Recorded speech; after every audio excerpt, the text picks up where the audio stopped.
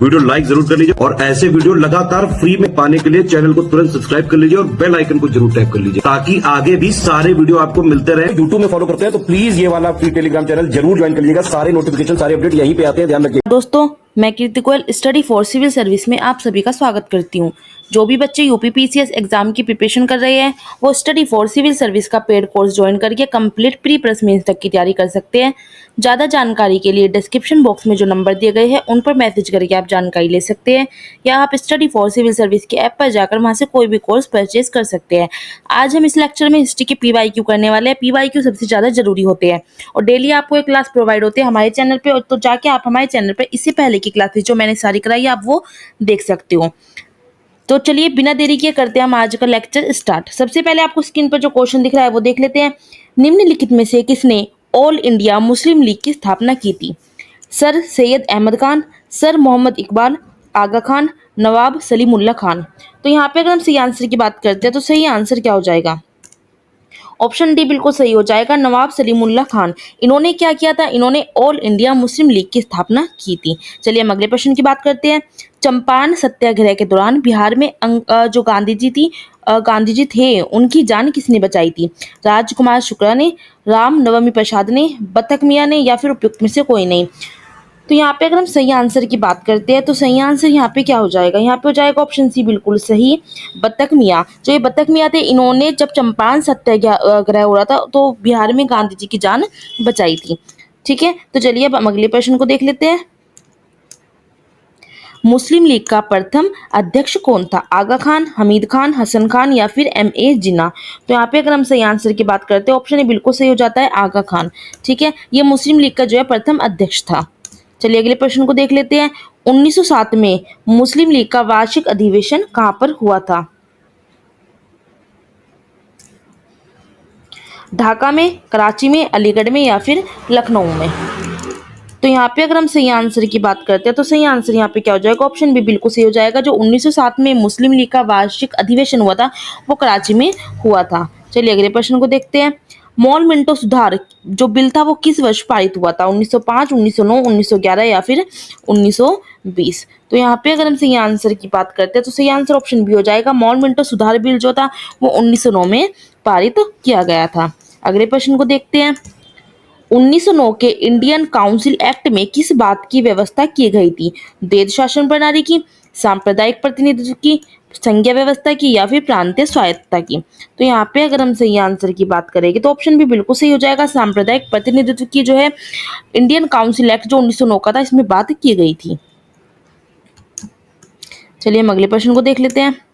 राष्ट्रीय आंदोलन की अवधि में जिस घटना में मतभेद में बीज थे और वह जिसने अंत में देश का विभाजन कराया था, तो क्या थे वो? ठीक है, कौन सी घटना थी? वर्ष 1906 में मुस्लिम लीग की स्थापना या फिर वर्ष 1905 में बंगाल का विभाजन, गांधी जी के द्वारा खिलाफत आंदोलन का समर्थन करना या फिर विधानसभा में मुसलमानों के लिए पृथक निर्वाचन क्षेत्र और स्थानों का आरक्षण? तो यहाँ पे अगर हम सही आंसर की बात करते हैं तो यहाँ पे सही आंसर ऑप्शन डी हो जाएगा। विधानसभा में मुसलमानों के लिए पृथक निर्वाचन क्षेत्र और स्थानों का आरक्षण। ये ऐसी घटना थी जिस राष्ट्रीय आंदोलन की अवधि में क्या करा था? मतभेद में बीज बोए थे और जिसने अंत में देश का विभाजन करा दिया था। चलिए हम अगले प्रश्न को देख लेते हैं। किस वर्ष भारत की राजधानी कोलकाता से दिल्ली आई थी? तो कोलकाता से दिल्ली कब आई थी? 1911 में आई थी। ऑप्शन डी यहाँ पर बिल्कुल सही हो जाता है। चलिए अगले प्रश्न को देख लेते हैं हम। दिल्ली में किनके राजकीय प्रवेश का जब अवसर था उस पर बम फेंका गया था? दिल्ली में किनके राजकीय प्रवेश के अवसर पर बम फेंका गया था? लॉर्ड कर्जन पर, लॉर्ड मेयो पर, लॉर्ड मिंटो पर या फिर लॉर्ड हार्डिंग पर? तो यहाँ पे अगर बात करते हैं ऑप्शन डी बिल्कुल सही हो जाता है। जब दिल्ली में जो लॉर्ड हार्डिंग का राजकीय प्रवेश था तो उस अवसर पर बम फेंका गया था, तो ऑप्शन डी बिल्कुल सही हो जाता है। अगले प्रश्न को देखते हैं। 1916 में भारतीय राष्ट्रीय कांग्रेस के लखनऊ अधिवेशन की अध्यक्षता किसने की थी? एनी बेसेंट ने, लाला लाजपत राय ने, मोतीलाल नेहरू या फिर AC मजूमदार ने? तो यहाँ पे अगर हम सही आंसर की बात करेंगे सही आंसर ऑप्शन डी हो जाता है। AC मजूमदार ने क्या किया था? 1916 में भारतीय राष्ट्रीय कांग्रेस के लखनऊ अधिवेशन की जो है अध्यक्षता की थी। अगले प्रश्न को देखते हैं। कांग्रेस और मुस्लिम लीग के बीच प्रसिद्ध लखनऊ समझौते पर हस्ताक्षर हुआ था? ठीक है, तो ये 1916 में हुआ था। ऑप्शन डी यहाँ पर बिल्कुल सही हो जाता है। चलिए हम अगले प्रश्न की बात कर लेते हैं। अतिवादियों एवं उदारवादियों के पुनर्मिलन की प्रक्रिया में प्रमुख शिल्पी निम्न में से कौन था? तो यहाँ पे अगर हम सही आंसर की बात करते हैं ऑप्शन ए हो जाते हैं एनी बेसेंट, यहाँ पे जो है जो शिल्पी थे। ठीक है, वर्ष 1916 में मुस्लिम लीग और कांग्रेस के मध्य किसने समझौता कराया था? बाल गंगाधर तिलक ने, गोपाल कृष्ण गोखले ने, एनी बेसेंट ने या फिर जवाहरलाल नेहरू ने? तो यहाँ पे अगर हम सही आंसर की बात करते हैं तो ऑप्शन ए हो जाता है बाल गंगाधर तिलक ने क्या किया था? वर्ष 1916 में मुस्लिम लीग और कांग्रेस के मध्य समझौता कराया था। चलिए अगले प्रश्न को देखते हैं। इंडियन नेशनल कांग्रेस और मुस्लिम लीग के बीच मतैक्य का काल निम्न में से कौन प्रदर्शित करता है? मतलब उनके बीच मतभेद रहा। ठीक है, तो यहाँ पे अगर हम बात करते हैं तो ऑप्शन ए बिल्कुल सही हो जाता है 1906 से 1911 तक। अगले प्रश्न को देखते हैं। निम्नलिखित में से कौन 1916 के लखनऊ अधिवेशन, जो लखनऊ के कांग्रेस अधिवेशन के विषय में असत्य है, मतलब गलत है? ठीक है, क्वेश्चन आपको बहुत अच्छे से पढ़ना है। तो ऑप्शन ए क्या कहता है? अंबिका चरण मजूमदार ने इसकी अध्यक्षता नहीं की थी। ऑप्शन बी, इस अधिवेशन में उदारवादियों और उग्रवादियों के बीच पुणे में स्थापित हुआ था। या फिर ऑप्शन सी, महात्मा गांधी पहली बार चंपारण के किसानों की समस्याओं से अवगत कराए गए। ऑप्शन डी उपयुक्त में से कोई भी नहीं। तो क्वेश्चन को एक बार और देखिए, कौन 1916 के लखनऊ के अधिवेशन के विषय में असत्य है, मतलब कौन सा कथन यहाँ पे गलत है? तो यहाँ पे बात करते तो ऑप्शन ए जो है बिल्कुल गलत है, क्योंकि अंबिका चरण मजूमदार ने इसकी अध्यक्षता नहीं की थी और ये गलत है। और पूछा आपसे कौन सा असत्य है, तो ऑप्शन ए यहाँ पर बिल्कुल सही हो जाएगा। चलिए अब हम अगले प्रश्न को देख लेते हैं। निम्नलिखित भारतीय राष्ट्रीय कांग्रेस के किस अधिवेशन में राजकुमार शुक्ला द्वारा महात्मा गांधी को चंपारण के किसानों की समस्याओं से अवगत कराया गया था? कौन सा था वो? लखनऊ अधिवेशन, सूरत अधिवेशन, कोलकाता अधिवेशन या फिर बनारस का अधिवेशन? तो यहाँ पे अगर हम सही आंसर की बात करते हैं ऑप्शन डी हो जाएगा, लखनऊ अधिवेशन 1916 का था। इसमें जो है महात्मा गांधी और राजकुमार शुक्ल की क्या होती है? मुलाकात होती है और राजकुमार शुक्ल महात्मा गांधी को कहते हैं कि चंपारण आओ और हम किसानों की, जो किसान है वहाँ के, उनकी आप समस्या का समाधान करो। ठीक है, तो लखनऊ अधिवेशन में इनकी मुलाकात होती है। चलिए हम अगले प्रश्न की बात करते हैं। अगले प्रश्न क्या कहता है? होम रूल लीग आंदोलन सर्वप्रथम किसने शुरू किया था? तो यहाँ पे अगर हम बात करते हैं तो यहाँ पे एनी बेसेंट, सरोजिनी नायडू, सुरेंद्रनाथ बनर्जी या फिर बाल गंगाधर तिलक? तो सही आंसर यहाँ पे क्या हो जाएगा? ऑप्शन ए हो जाएगा एनी बेसेंट। चलिए हम अगले प्रश्न को देख लेते हैं। 1915 से 1916 में द होम रूल लीग आरंभ की गई थी, इसके नेतृत्व में, किसके नेतृत्व में शुरू की गई थी? तो ऑप्शन ए बिल्कुल सही हो जाएगा बाल गंगाधर तिलक और एनी बेसेंट के जो नेतृत्व में शुरू की गई थी। एनी बेसेंट जो थी मुख्यतः संबंध रही है, किससे संबंधित रही है? यह जो है ऑप्शन बी बिल्कुल सही हो जाएगा, होम रूल आंदोलन से जो है संबंधित रही है।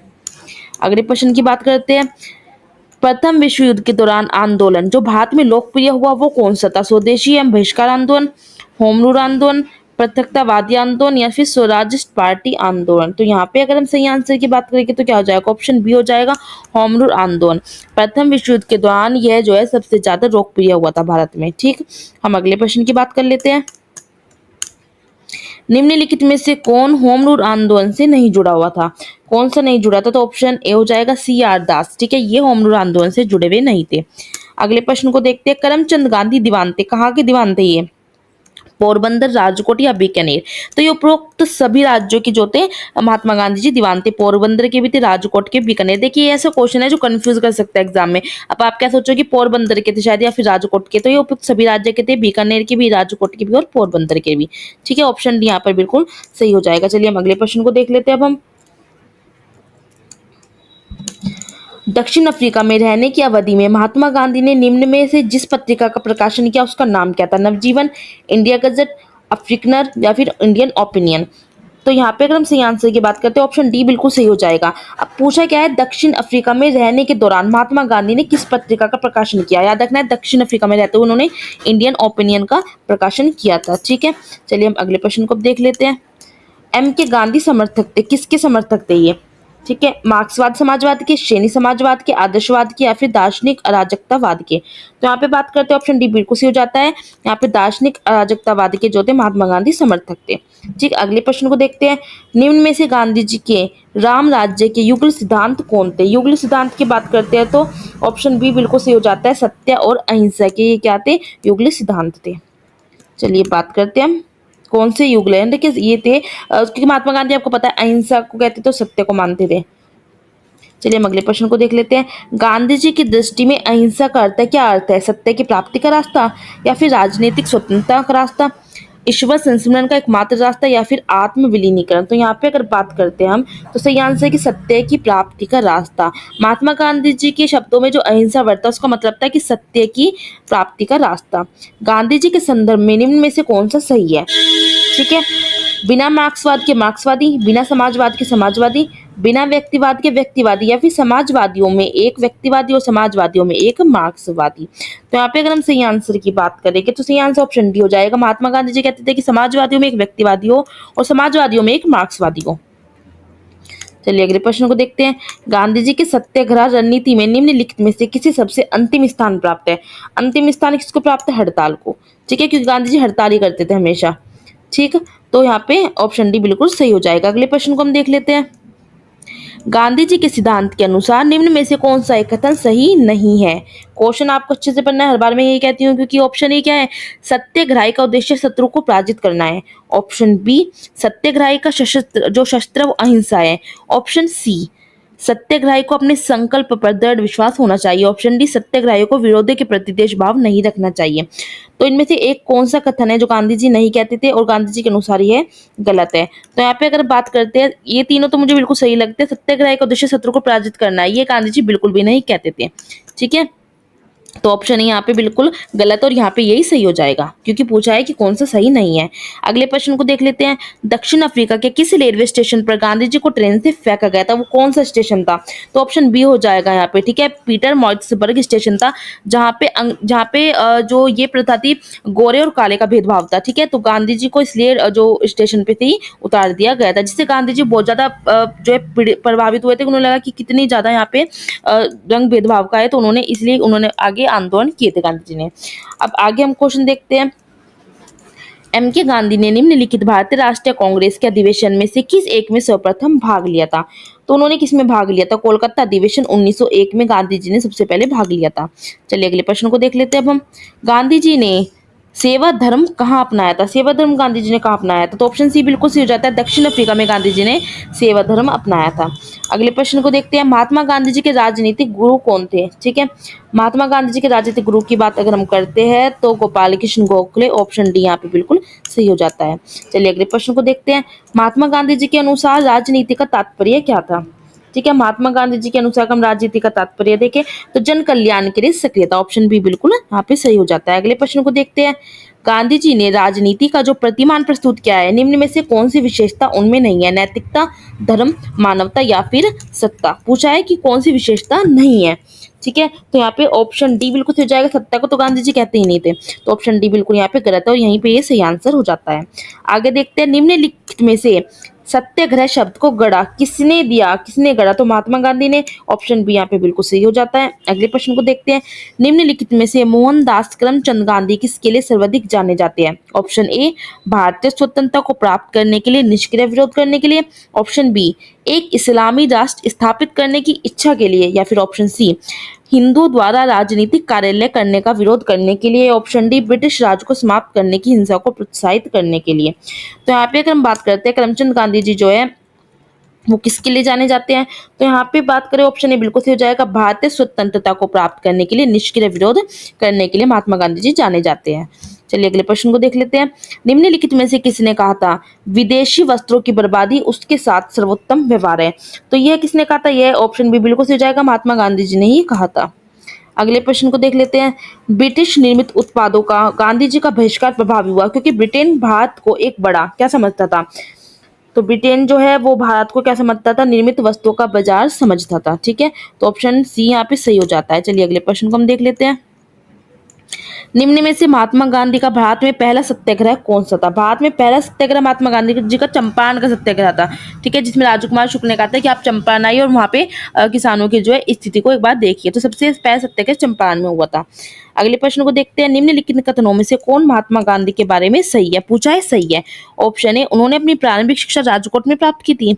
या फिर ऑप्शन बी कस्तूरबा के साथ उनका विवाह 13 वर्ष की आयु में हुआ, उन्होंने विधि का अध्ययन द इनर टेम्पल लंदन में किया था, या वे रस्किन की पुस्तक अनटू द लिस्ट से सर्वाधिक प्रभावित हुए थे। तो पूछा है कौन सा यहाँ पे सही है, और यहाँ पे आपको कोट भी दिए गए हैं, तो मतलब एक से ज्यादा यहाँ पे आपका आंसर सही होगा। ठीक है, तो यहाँ पे अगर हम बात करते हैं, यहाँ पे बिल्कुल सही है, उन्होंने अपनी प्रारंभिक शिक्षा राजकोट से की थी। कस्तूरबा के साथ उनका विवाह 13 वर्ष की आयु में हुआ, बिल्कुल सही है। उनकी विधि का जो अध्ययन था इनर टेम्पल लंदन में हुआ, ये भी बिल्कुल सही है। और वे रस्किन की पुस्तक अनटू द लास्ट से सर्वाधिक प्रभावित हुए थे, ये भी सही है। तो ऑप्शन डी यहाँ पे बिल्कुल सही हो जाता है, 1 2 3 4, क्योंकि सारे महात्मा गांधी जी के बारे में कथन सत्य है। अगले प्रश्न को देख लेते हैं। गांधीवादी विचारधारा किनसे प्रभावित रही है? जो गांधी जी की विचारधारा है वो किससे प्रभावित रही है? उपरोक्त सभी, मतलब रस्किन, थोरो, टॉलस्टॉय, सभी से प्रभावित रही है। ठीक है, चलिए आगे देखते हैं। निम्नलिखित में से किस आंदोलन से गांधी जी संबंधित नहीं थे? तो स्वदेशी आंदोलन से क्या ये संबंधित थे? गांधी जी जो है स्वदेशी आंदोलन से संबंधित नहीं थे।